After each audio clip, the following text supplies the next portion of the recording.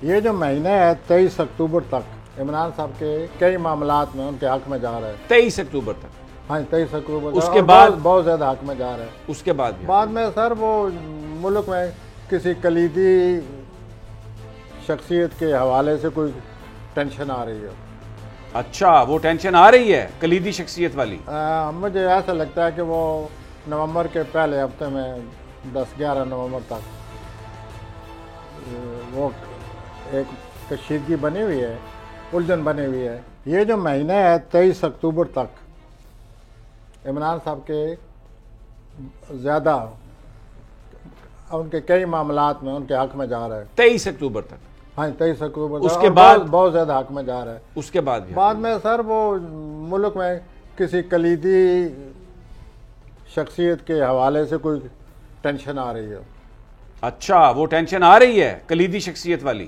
मुझे ऐसा लगता है कि वो नवंबर के पहले हफ्ते में 10-11 नवंबर तक वो एक कशीदगी बनी हुई है, उलझन बनी हुई है।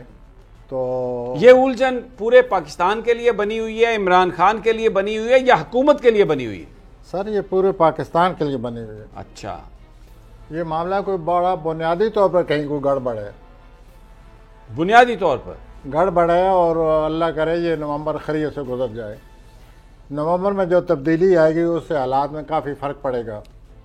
किस किस्म की तब्दीली आ सकती है? तब्दीली आ सकती है जी, कोई अदल बदल हो जाए, कोई अफसरान तब्दील हो जाते हैं। अच्छा, जिम्मेदारियां जो है वो इधर उधर बांट दी जाती हैं। तो इस किस्म की कोई मुझे तब्दीली नजर आती है, लेकिन टेंशन के साथ।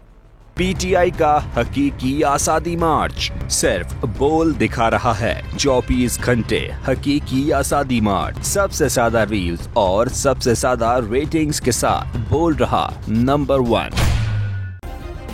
सब्सक्राइब करें और बेल दबाएं ताकि कोई खबर रह न जाए।